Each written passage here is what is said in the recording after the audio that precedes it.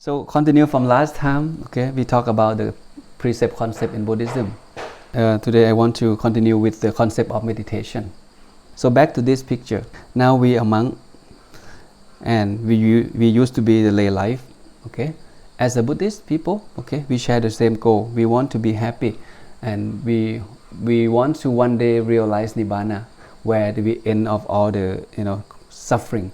No more birth, no more death, okay. That's the ideal, but we don't know when. But it doesn't mean that you have to get there in order to be happy. Along the way, if you practice yourself according to the teaching of the Buddha, okay, you can be happy on a daily basis. Happiness is a daily basis, okay, not the destination. If you practice the Dhamma correctly and properly, know who you are. You are a lay person, okay. Can you observe 5 precepts clean? And from time to time, can you observe 8 precepts? Monk, we observe 227 precepts. The novice, they observe 10 precepts. So precept is the starting point to have a happy life, to have a good life, whoever you are, monk or lay people. And eventually, okay, we get there. But as a Buddhist monk, okay, we observe precept, we follow the teaching of the Buddha. The Buddha gave us the framework to help us to live life happily on the daily basis, to minimize the conflict, to remove the suffering. And that's how I look at it. And the Buddha, he's so smart. He gives us, from every teaching in the Buddhist text, from his 45 years of teaching people, he summarized 3 things. He gives us the framework. Number 1 is ethical or sila. In order for a man to be happy, that person must be an ethical person. Okay, ethical person is too broad. The Buddha gives us, okay, guys, let's practice something called the 5 precepts. When you say something good, good is very broad, right? Good in the eyes of Buddhists start from the 5 precepts. Good person don't just go around and kill people or harm people. Okay, no stealing, no sexual misconduct, no false speech or telling a lie or intoxicate oneself to crowd one's mind. That's start from there. That's considered good, ethical. Okay, and we talked about that last time. So today we focus on the second one, which is samadhi or meditation. And why is that? Because again, the goal of Buddhism, as you look at this, in order for someone to be happy, to achieve the Nibbana or realize Nibbana or supreme happiness, one thing that comes to my mind is the word purity. The person has to be pure. If you are not pure, you cannot realize Nibbana. Pure what? Okay, purity has several meanings. Human being, we compose of body and mind. Okay, body includes speech. Purity can start from purify body and speech, and then move on to purify the mind. If a man have body, speech, and mind pure 100%, that person can realize Nibbana. You think of Arahant and the Buddha, their mind is completely pure. Pure from what? Pure from all the defilement, pure from all impurity in their mind. And that is why, for us to be happy, okay, whether in this lifetime or, if you aim to achieve Nibbana, it starts from the same point, which is be ethical person by observing precept, whether 5 precept, 8 precept, okay, for novice 10 precept, for monk 227 precept. So everyone start at the same starting point, which is observing precept, to be ethical person. And then since the suffering come from many forms, very subtle, very complex, precept is not enough to prevent us from being suffer. And that is why we need to practice something called meditation. This is the second framework that the Buddha gave us, which we will talk today. Again, keep this picture in mind. It's about purity. Purity of the body and speech is called precept. And purity of the mind, how can we purify the mind? Now we talk about meditation. Okay, so what is meditation then? What is the meaning of meditation? Why is so important? What is the concept of us practicing meditation? What the Buddha wants us to know and how to practice the meditation. So let's get to that. The word meditation again is English word. It comes later. The original word used in the Buddha time is called bhavana. Bhavana. Bhavana mean what? Bhavana mean to grow or to develop. To grow or to develop. Develop what? Develop the quality of the mind. If someone practice meditation, that person is growing or developing the quality of his own mind. Every time you sit, your mind is being purified. The purer of your mind is the better quality of your mind. How do we know that we have high quality of our mind? The mind being pure, the mind being bright, the mind being calm, the mind being peaceful. And that's the criteria. That's something you can use when you look at the quality of your own mind. In the Buddhist text, in Visuddhimagga, the meaning of meditation is concentration or unification of mind. If you understand the original word of meditation, you will not confuse, because meditation is bhavana. Bhavana is to purify your mind, to develop your mind, okay, to grow your mind. When it gets translated to meditation, sometimes people give different meaning of meditation. Next, meditation means concentration. Every time someone meditates, we concentrate our mind to keep the mind still, to keep the mind at one place. Unification of mind, there is no thought. Some dictionaries said meditation is about contemplating the project in your mind when you close your eye. And that's what they think, that's how they interpret. But in Buddhist text, in Buddhism, meditation is not thinking. When someone meditates, it's not thinking, it's the world of not thinking. This is something extremely important for us to understand. Meditation is not thinking. Okay? The knowledge of the Buddha not come from thinking, it's come from his meditation. And that meditation will take us to the level of seeing things the way they are. Not, oh, all of a sudden I can think of something in my meditation.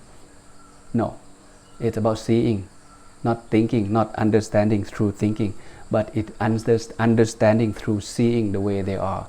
When the mind is completely still, then you start seeing things the way they are. Like I used to give you example of the water, okay, in the glass. If the glass is muddy, you cannot see what in the glass. But when the water is settled down, or the sediment or the dust settled down itself, the water become clear, then you see what inside. Your knowledge come from seeing, not come from guessing or thinking what in the glass. You actually see it. Oh, there is a fish there, there is the snake there, there is the turtle there. Whatever inside you can see. Now when you see, you understand. And when someone meditates, what exactly that you are trying to achieve? The simple answer is to achieve the stillness of the mind. To achieve the stillness of the mind means to achieve the state of the mind that not thinking. Which is very difficult, right? You experience that always, when you close your eye, always something come up. How many percentage that your mind can actually stop thinking when you meditate? I hope you notice that. You may think of object, you may think of memory that you have done, your mind can be calm for 1 second, and then another thought comes. Okay, it's on and off all the time. So here, get this meaning clear. Let's get to the nature of the mind first. The nature of the mind, as the Buddha described from many places in the text, this is something that I want to share with you. The mind, when you think of the mind, you can think of the naughty monkey. Monkey is the animal that he doesn't like to stay at one place. When you see monkey, you don't see monkey sit at one tree for long. Monkey jump all the time. It wants to go, it just go. If you want to steal the monkey, what would you do? Okay, sometimes you can give him the banana, right? When you give monkey banana, monkey stop and eat banana. It stop for a while. After he finish eating, he moving to another tree. So you have to give him another banana. Same thing. If you know your nature of your own mind, then you can play with it when the thought come. The first nature of the mind is very hard to see, very difficult to detect. Have you seen your own mind? We have not. It's very hard to see. Okay, difficult to control. I hope you experience that. Stop thinking, stop wanting, stay still. We just cannot. The more we force the mind to still, or the more we force the mind to stop thinking, the more the mind wants to think and run away. It doesn't work that way. Okay, unsteady. Okay, unsteady. Think of this one, 5 seconds. Not finished thinking yet. Move on to another thinking and stay there 10 seconds. Not finished thinking that one yet. Move to another thinking. Okay, unsteady. Excitable. The mind not always remain the same. It get excited all the time. Excited about what it see, what it hear, what it smell, what it taste. It get excited non-stop. And the mind wandering fast and wandering far. It like to travel.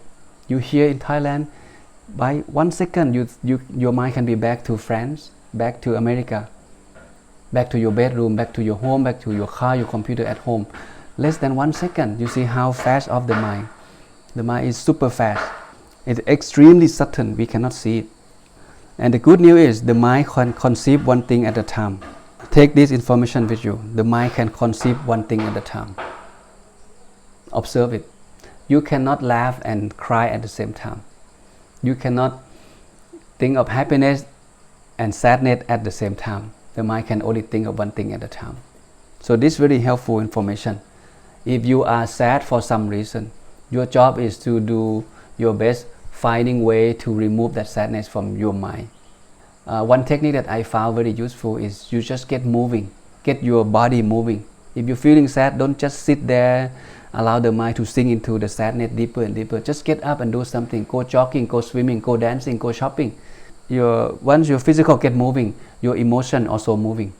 So you move something toward positive. You go to talk to your friend, you call your friend to go out and have dinner together, do something. Don't stay at home by yourself. That's why many people committed suicide. They allow themselves to sink deeper into the sadness. But if you can inject happiness into the mind, even a little thing, sadness cannot stay. You think of the chair where 3 people dancing, but only one people can sit on the chair. One man is a happy man, another man is a sad man, and the third man is neutral man. He don't feel sad or he don't feel happy. You turn on the music and let them dance, and then you stop the music. Only one person can sit on the chair. If the happy man can sit, you are happy. If the sad man sit, then you are sad. Okay? If the third guy who don't feel anything, he sit, then you don't feel sad, you don't feel happy. Your job is to be the happy man and make sure the happy man can sit on that chair when the music stops. Can you do that? Make sure that the happy man sit on the chair when the music stops. This is what Buddha mentioned in the text, okay? This one, the Buddha emphasized that, you know what, monks? I do not see any single thing that is quick to change as the mind. So much so that it is not easy to give a simile of how quick the mind changes. Even the Buddha himself have a hard time to give us example to compare how the mind changes. It's so quickly, okay? It changes super quick. This is the nature of your mind. This is the nature of my mind. So when you close your eye and try to still your mind and think, then don't get cranky, don't get agitated. Why? It's the nature of the mind. And we get used to that, okay? The day that we born up to this moment, we think every day. There's no any single moment that the mind stop thinking. Even when you go to bed, you still have dream, okay? Dreaming means what, right? The mind not still in the body, the mind thinking. This is the nature of the mind. And that is why the Buddha suggests the mind should be trained. In order for someone who wants to be happy, you need to train your mind. A well-tamed mind brings happiness. An untrained mind brings suffering. And back to this picture again. In order for us to be happy, ethical or precept is not enough. It's a good start. The person must train their mind through the meditation practice. So come back to this important sentence from Anguttara Nikaya that the Buddha mentioned, that this mind is radiant. This is the nature of the mind. It's radiant like this crystal ball. It's bright. But it is corrupted by the passing corruption. This sentence is very deep and it's confused. It's very confusing. Don't get trapped with radiant and purity. Purity and radiant is not the same. Okay? Radiant is bright. Something bright not necessarily mean that thing is pure. Oh, today you look bright because you feel happy, you brush, you clean your face, and someone notice, oh, today Luang Pi Lucas, you look very bright. But it doesn't mean you are pure, right? You just look happy in that moment. And a few days later, I met you again. I said, oh, today you don't look bright no more. What happened to you? What's wrong with you? Oh, I'm so tired, a lot of work, a lot of stress. You see, this is what it means by radiance. The nature of the mind is radiant. At this moment, everyone looks good, looks radiant. You look happy. But it doesn't mean, again, it doesn't mean all of you are pure. but you look happy for some reason, because of you have enough sleep, you learn the Dhamma, you appreciate the simple life, you feel a lot of merit. So you look, you guys look happy, look healthy, you look radiant. And eventually, sometimes you may look different. Okay, because of this corrupted, your mind is corrupted. You might get crowded by what? Passing, this is the keyword. Passing corruption. Corruption point to defilement. What are they? Greed, hatred, delusion, sense pleasure, maybe, anger, maybe, doubt, maybe. So you don't look happy, you don't look bright, you don't look radiant. So this tells us that human mind have greed, hatred, and delusion. It has defilement. Always. Okay. It doesn't. But sometimes they remain silent. You think of the water, it remains still. But all of a sudden, if you throw the stone into the water, it creates ripple. Your mind at the moment is radiant because nothing agitated you. All of a sudden, someone come into this room and yelling at you, just like a man throwing the stone into the water. And now anger take control. Your mind is crowded with anger. You get mad with that person, say something bad to you. You want to do something. You want to yell back. You want to hit him back. You see? But if nothing show up, you feel like, oh, my mind is peaceful today. My mind is so radiant, so bright, happy. But it doesn't mean you are pure. Meditation come to play a big role to help us make sure that these three guys, they don't take control of our mind when the time that we get disturbing by something. If you meditate long enough, you calm your mind on a daily basis. You might get to the calmness.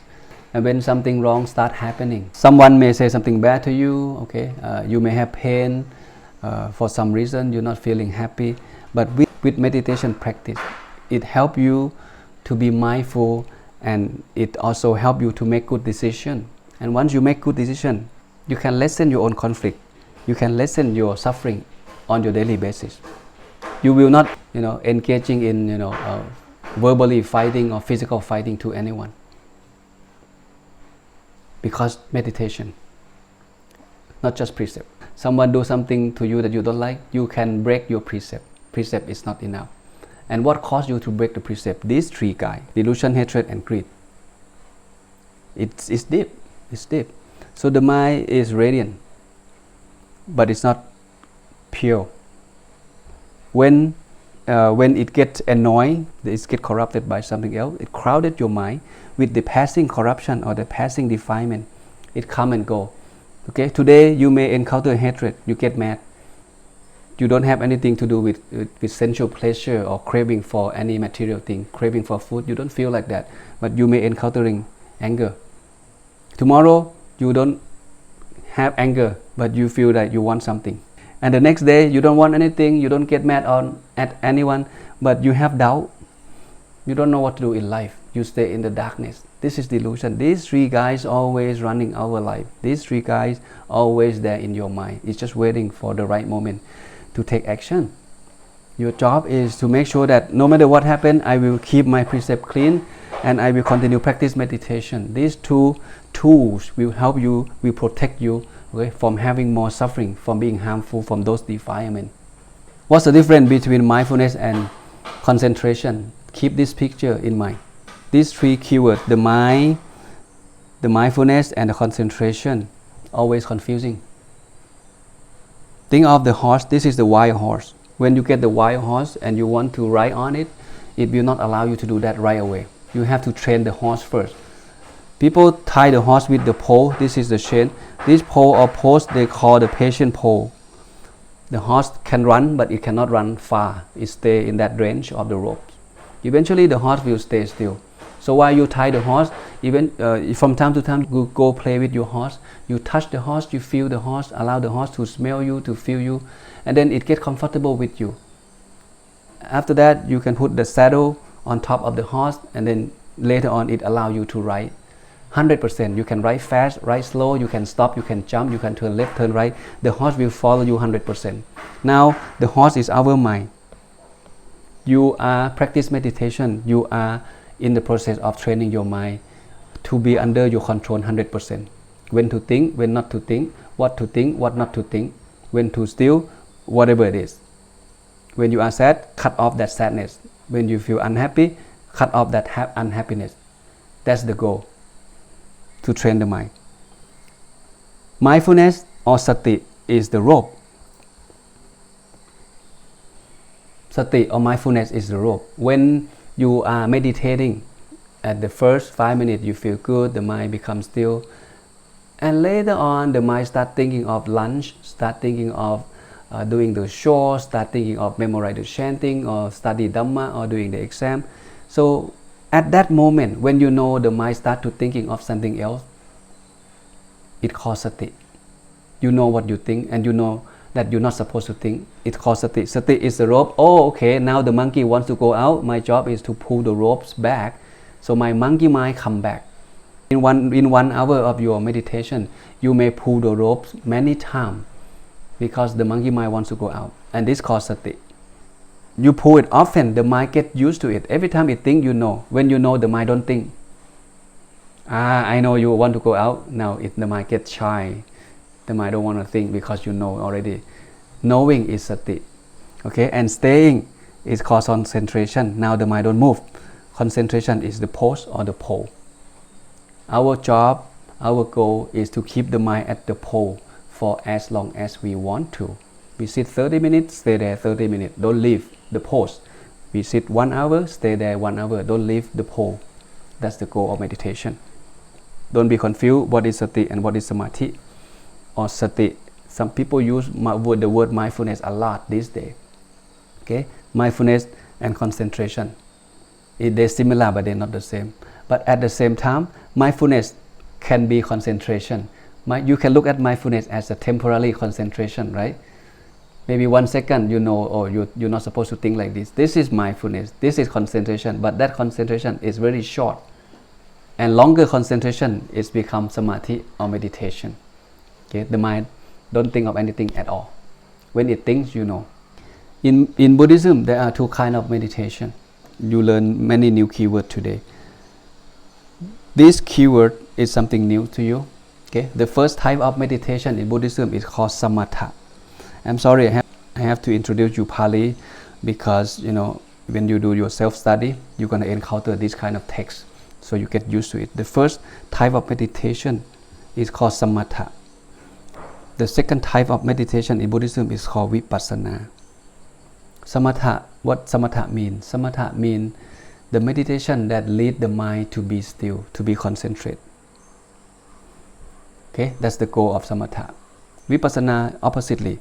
Vipassana is the meditation that leads us, okay, to have wisdom or insight. Wisdom about what? Later. As you see here on this slide, samatha goal is to take the mind to be still completely. It's called one point mind. And what happened? If we can remove the 5 hindrances that we have talked about it, then the mind can be still 100%. If you cannot stop thinking, if your mind cannot be still, now you know because you still have hindrances in your mind. Maybe 1 of them, maybe 2 of them, maybe 3 of them, maybe all of them. The hindrances cause the mind not to stop thinking. So samatha help us to remove the 5 hindrances. Once we remove all 5 hindrances, the mind can be still. Once that happens, you will enter the state of, super peaceful. We call the jhana. There are 8 levels of jhana. Okay, the state of perfect what? Perfect equanimity and awareness. This is, the outcome of practicing samatha. It takes us here. We will get to that in different lecture. Today, I want you to get to know the concept of meditation in Buddhism and know the terms, okay, what kind of meditation we have, okay, what is the goal and what is the outcome. Vipassana, again, is the insight meditation that takes us to the higher knowledge. How can we achieve the higher knowledge? That means we have to remove the ignorance. Vipassana help us to remove ignorance. Ignorance means not knowing things the way they are. To be specific, not knowing yourself, the five aggregate. We haven't talked about five aggregate yet. Okay.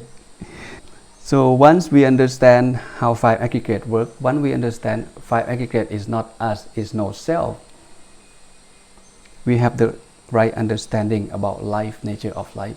Now we getting closer to remove ourselves from suffering, the root cause of suffering, because we cling on five aggregate.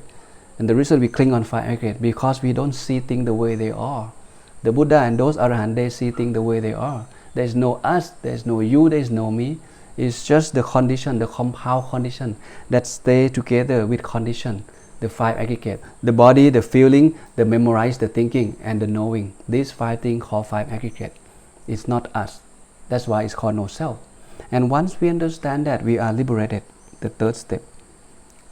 Liberation through removing ignorance, through understand the way things are. The technical term here use the word jhana, the 16th level of knowledge. Don't worry about that for now. But the term here, okay, you learn new term, the samatha, vipassana, okay, jhana, and jhana. They pronounce similar, but they're not the same, okay? Jhana spelled like this, J-H-A-N-A, but jhana, J-N-A-N-A. Okay? Jhana means meditation, deeper meditation, the stillness of the mind, the stillness of the mind. But jhana means knowledge, means higher wisdom. These are the term that I want you to know. All right, just a little bit about samatha and vipassana. Samatha, how to concentrate the mind. The Buddha give us at least 40 techniques. They are mentioned in the Buddhist text. You don't have to worry about all of this, okay? I just want you to see the big picture. How can we calm the mind down? The Buddha give us at least 40 techniques. For example, anusati. Anusati means recollection. Recollection of what? You think of the Buddha. When you think of the Buddha, your mind calm. Some people think of the Dhamma, the teaching, oh, my mind calm. Some people think of the monk or the Sangha, oh, the mind calm. Some people think of, oh, the good deed that I have done, the donation that I have done, the precept I observe, then the mind is calm. See? Concentrate. Concentrate come from thinking of something that help to calm the mind down. The Buddha, the Dhamma, the Sangha, the precept, the donation. Okay, those kind of things. Okay, the second one is like asubha. Asubha or fullness. Asubha is about the thinking of dead body. For some people it works. Okay, if a man have a lot of lust and he come and ordain, he cannot stop thinking about women, about sense pleasure. So sometimes it helps for this kind of people to reflect on the dead body. There are 10 kinds of dead body. Okay? The body that just died today, the body that only the bone, the body that still have blood and smell. There are 10 kinds that mentioned in the text. So when you look at the dead body, you kind of getting yourself reflect on life, and then you stop thinking about sense pleasure. And when you stop thinking about sense pleasure, the mind come back and stay still. See, it's about concentration. The third one, kasina. What is kasina? Kasina is the bright object. Sometimes people like to think of something bright. You think of the candle or the crystal ball. Okay? When you look at red color, green color, yellow color, or bright color, it helps calm the mind down. It helps keep the mind still. So these are another 10 objects. So 30 already. Brahma Vihara is about divine abiding, about loving kindness, about compassion, okay, about equanimity. Okay. So when you think of parents, you can think of your parents' kindness. Sometimes it helps calm the mind down. Oh, my mom is so good to me, even though I did something bad, hurt her feelings, she still loves me. See, loving kindness can bring the mind to be calm, can bring the mind to be concentrated. But you can think of compassion. You feel like sympathy. Now people have infected with virus COVID-19. Every time you share your loving kindness, you reflect on the nature of life that's suffering. So it helps calm your mind down. You see? You don't help them. You're just thinking good toward them. It helps calm your mind down. And then move on to the second one, which is compassion. Compassion, if something you can help, okay, you can make some donation, you can give people advice, can give people the Dhamma and help them out to free themselves from suffering. This is compassion. And once you think of that action, again, it helps you to calm the mind down. So when the mind is calm, you can continue meditate. See, so many techniques. Arupachana, okay, we'll talk about that later. Hare Patikun Sanya, this is about food that we eat. This is interesting. You reflect on the food that you eat, it helps calm the mind down. It's one form of meditation. The food look beautiful, looks so delicious, look tasty. Okay, maybe lobster, maybe steak, maybe the food that you like you're talking about expensive food. It doesn't matter how much that is cost. It doesn't matter how beautiful does it look. You eat it, and tomorrow when you go to the toilet, they all look ugly. See, you reflect on life, nature of life, impermanent. Nothing can remain beautiful all the time. So we reflect on the food that we eat. And again, the last one is about elements or dhatu. We're talking about earth, water, wind, fire in the body. So when we look deeper in that area, sometimes it helps us to let go of who we are, because there is no who we are. There is no we. We just exist by condition. There's no self. When we understand that, and the mind can be calm. So this is samatha or concentration, okay, on this side. And what about vipassana? Vipassana is more complicated. It's more difficult to practice. But vipassana rely on samatha. In order for you to access the advanced knowledge or higher knowledge, your mind need to be still first, right? So your mind need to be able to concentrate. So when you concentrate, 5 hindrance get removed. And when 5 hindrance gets removed, you achieve something called the jhana, which is the mind is completely or perfectly still, perfectly equanimity, perfect. And then that state of mind is perfect to move on to the next level of meditation, which is the vipassana, the advanced meditation, to help us understand the nature of life, help us to understand the way things work. When we talk about vipassana, 6 things you should keep in mind. The first one is 5 aggregate. The second one is ayatana. Many new terms today. It's okay. Okay, just hear me out first. The first one is 5 aggregate. Second one is ayatana. Ayatana means what? Eyes, ear, nose, touch, thinking. Okay, inside and outside, altogether 12. What you see, what you hear, what you smell, what you taste, what you touch, what you think. Okay, 6 inside and another 6 outside. Okay, eye see form. Okay, eye is internal ayatana, form is external ayatana, something like that. Element. Okay, I'm talking about earth, water, wind, fire, space, and those kind of things. Faculty and the Four Noble Truths. This is advanced. Dependent origination. This is advanced. See, inside meditation of vipassana is very difficult. It's advanced practice. But to keep it short, all of this coming down to 5 aggregate, coming down to us to understand that we are not self. If we see that we are not self, and that is we call success in vipassana. Because when we see that we are not self, we not we, there is nothing called me, nothing called mine, we are liberated. We not cling on anything in the world. Alright? So we're free from suffering. The ultimate aim of practice meditation in Buddhism is to free ourselves from suffering.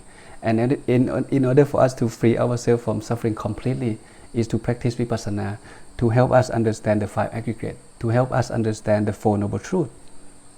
Four Noble Truths talk about what? Talk about suffering. Suffering in what? In human being. And suffering come from where? Come from impure mind, come from craving. See, if we can remove craving, if we can remove the impurity of the mind, then the mind is pure. Go back to the state of mind being pure. Completely pure, the mind is free from defilement, the mind is free from suffering. This is just a short explanation about vipassana. I did have a lecture on this in detail, what is samatha and what is vipassana, okay, but not today.